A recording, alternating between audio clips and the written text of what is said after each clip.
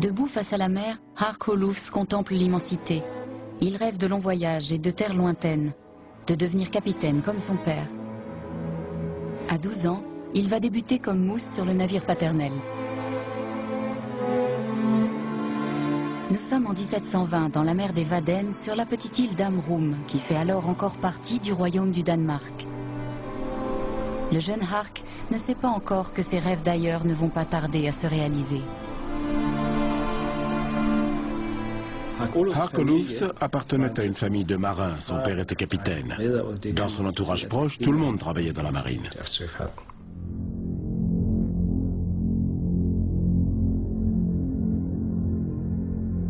Hark Olufs est mort jeune, à seulement 46 ans. Sa pierre tombale, qui se dresse encore dans le cimetière de la petite ville de Nebel, est tout à fait particulière. Elle retrace quelques-uns des épisodes étonnants de sa vie. Ça, c'est l'Espoir, le navire sur lequel Hark Olufs a embarqué à l'âge de 12 ans. Quand il a eu 16 ans, l'Espoir a été capturé dans la Manche. De là, il a été remorqué jusqu'à Alger. Car n'oublions pas qu'à l'époque, les pirates turcs contrôlaient la Méditerranée.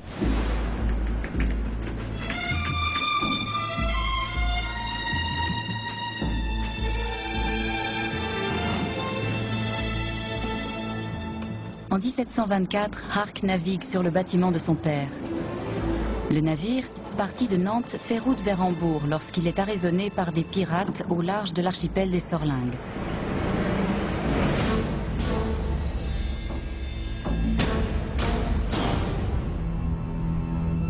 L'équipage est fait prisonnier et transporté à Alger.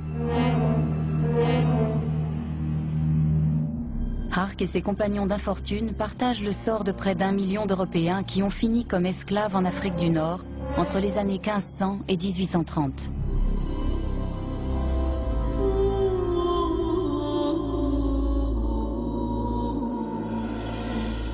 L'histoire de Hark est exceptionnelle. D'abord parce qu'il va survivre à sa mésaventure, mais aussi et surtout parce que l'ancien mousse ne devient pas un esclave comme les autres.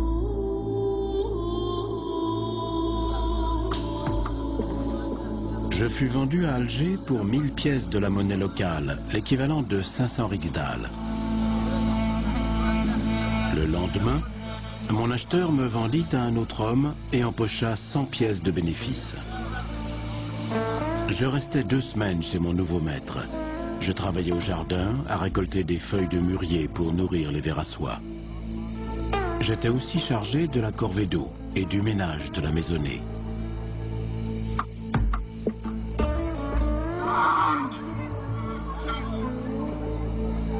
Le jeune Hark Olufs et les prisonniers originaires d'Amrum se retrouvent à Alger, qui, en 1724, est déjà une grande ville. Toute la ville prospère grâce à la piraterie, à la capture des navires, mais aussi aux raids menés sur les côtes étrangères. Les pirates pillent des villages en Espagne et en Italie, et ils rapportent énormément d'argent. C'est alors qu'un marchand qui cherchait des esclaves pour le bey de Constantine arriva à Alger. Dès qu'il me vit, il voulut m'acheter. Mon maître me vendit au prix de 900 riksdal.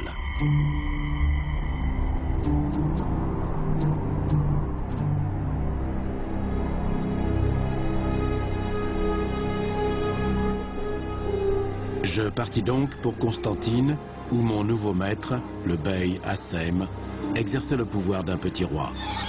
Lorsque j'entrai à son service, c'était déjà un vieillard vénérable. D'une nature fantasque et chaleureuse, il était rompu à l'art de la guerre. Le bey a 2 épouses. 40 serviteurs sont à leur service, dont 4 eunuques qui sont les valets de chambre de ces dames. Le bey lui-même possédait entre 30 et 40 valets, dont la moitié sont des renégats. Je devins l'un d'entre eux. La principale menace vient du Maroc, d'Algérie, de Tunis et de Tripoli, qui forment alors la côte des Barbaresques. C'est de là que les pirates, soutenus par ces États, lancent leurs attaques contre les navires marchands européens.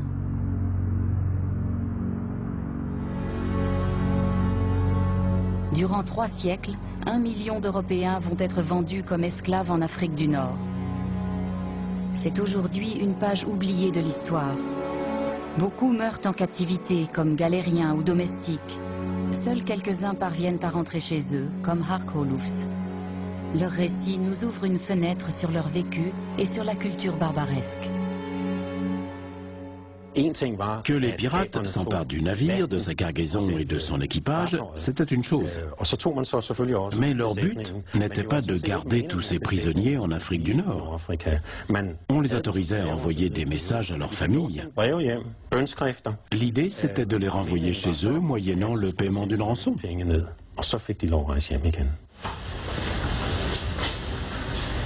Dans toute l'Europe, on trouve dans les archives des registres et des lettres qui décrivent les tâches dévolues aux esclaves.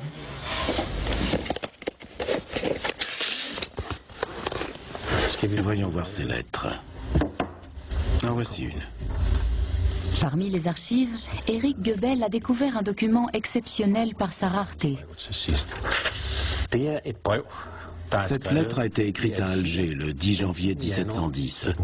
Elle est en danois. L'écriture n'est pas très belle, mais ce qu'il faut voir, c'est ceci.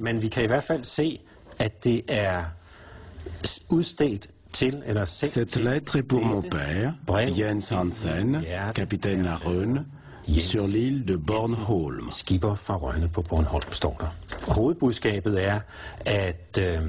C'est un jeune homme qui a été fait prisonnier dans le détroit de Gibraltar. Il s'est retrouvé esclave à Alger et il est au plus mal. Il demande à sa famille d'envoyer de l'argent pour racheter sa liberté.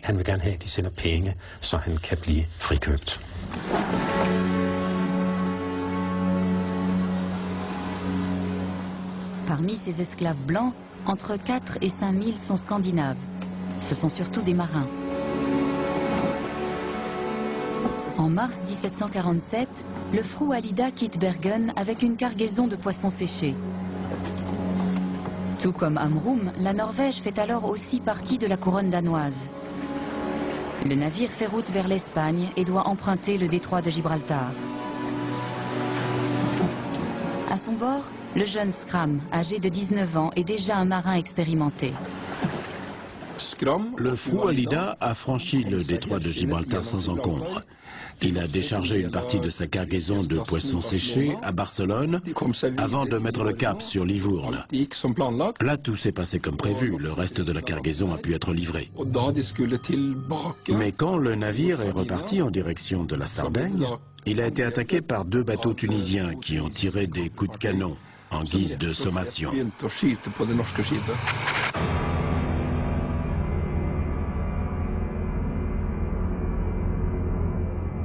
Ils ont tiré une bordée de canons pour nous obliger à mettre en panne et à les attendre, raconte Skram dans son récit.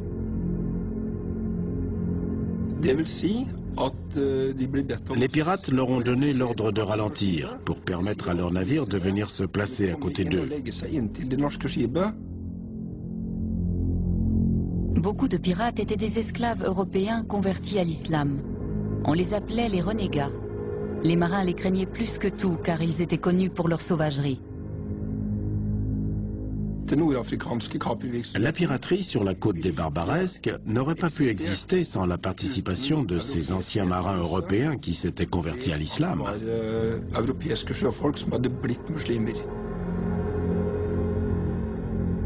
En Afrique du Nord, la piraterie est autorisée par les gouvernements locaux. Une situation qui découle directement des conflits qui opposent depuis le XVIe siècle l'Europe chrétienne et les nations musulmanes du Maghreb. Cette guerre qui ne dit pas son nom s'est propagée jusque dans l'Atlantique. Le monde musulman se considère en guerre avec la chrétienté. Pour eux, c'est le djihad, la guerre sainte. C'est pour cela qu'a été créée cette piraterie. Elle permettait de puiser des esclaves dans le vivier des prisonniers de guerre pour les vendre dans les pays arabes.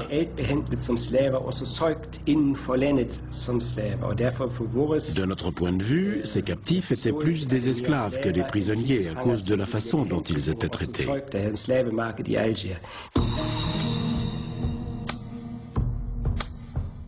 À l'époque, Alger est dirigé par une élite turque qui tient sous sa domination berbères, arabes, juifs, esclaves chrétiens et renégats. Les Turcs se sont servis des esclaves pour conserver leur pouvoir sur la population locale. Par conséquent, à Alger, les captifs avaient une grande importance aux yeux de la classe dirigeante.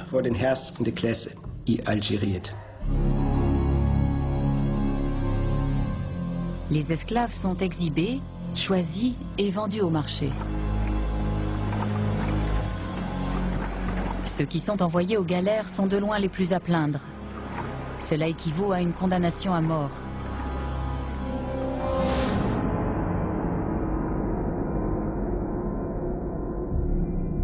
Le maître a le pouvoir de vie et de mort sur ses esclaves. Il peut les punir ou les tuer selon son bon vouloir. Le plus souvent, les châtiments prennent la forme de coups de bâton sur les pieds, mais la flagellation, l'amputation du nez et des oreilles ainsi que les exécutions sont aussi pratiques courantes. Mais avant tout, l'esclave est utilisé pour sa force de travail. Un esclave peut être amené à travailler dans les carrières. Certains sont domestiques et s'occupent de tâches ménagères, ce qui est un statut très bas.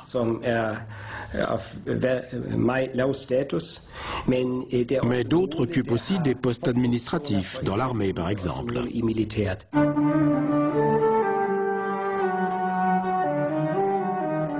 Les esclaves chrétiens sont également chargés des métiers proscrits par le Coran. Les maisons closes et les auberges sont tenues par des esclaves, car l'islam interdit ce genre de commerce aux musulmans.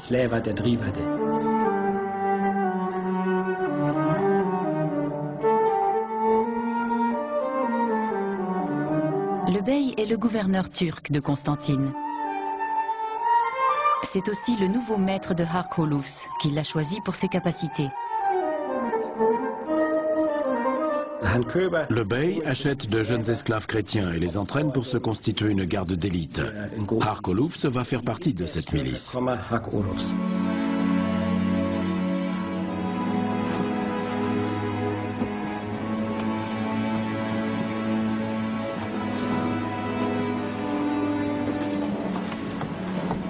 Revenons au Frou Alida qui vient de tomber aux mains des pirates.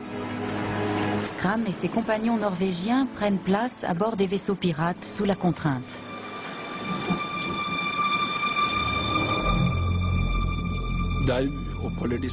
Ils vont passer 5 jours à bord. Ce qui se produit à ce moment-là est assez surprenant. Skram, lui, est persuadé que les pirates tunisiens vont les maltraiter.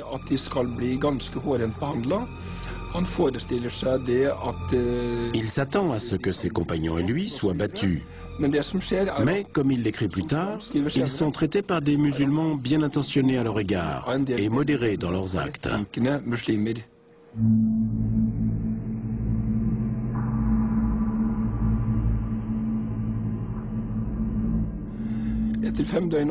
Après 5 jours de navigation, il arrive à la Goulette et de là, tout l'équipage est conduit en procession à Tunis.